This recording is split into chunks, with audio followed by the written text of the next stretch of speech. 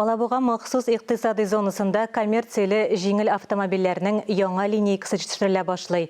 Яңа проект импортны алыштыру мәсьәләсен хәл итүгә юнәлдерелгән. Вот гранулы полигликолида. Sintetik jipler хирургияда киң кулланыла.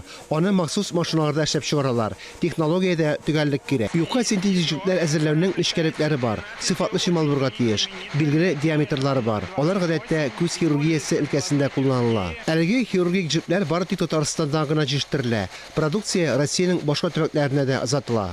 Хәзерге вакытта җитештерүчеләрнең 90% Кореядан җип, Япониядән энәләр сатып ала. Тик хәзер чит ил шималын сатып алуда кыенлыклар бар.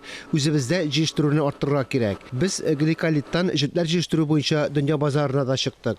Импортны алыштыру курсы медицина товарларына гына кагылмый. Татарстанда моңа кадәр читтән кертелгән товарларны җитештерү планы расланды. Исемлектә 2000 га якын продукция бар. Электроника, фармакология, медицина, машина төзелеше өлкәсендә продукцияне алыштыру зарурлыгы мәсьәләсе туды.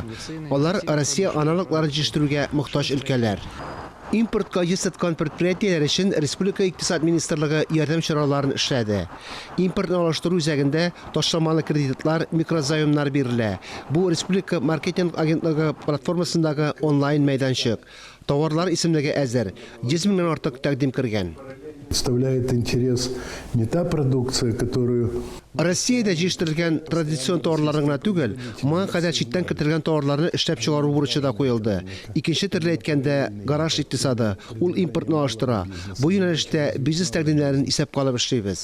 Хәзер Россиягә каршы санкцияләр кертелү сәбәпле товарлар китерүдә әзерлекләр юк дип белдерделәр Татарстан икътисад министрлыгында. Республика хөкүмәте һәм федераль үзәк моны контрольдә тота. Фарис Мөхәммәтов, Фируза Насирова, Ринат Сахибгәрәев, Татарстан яңалыклары.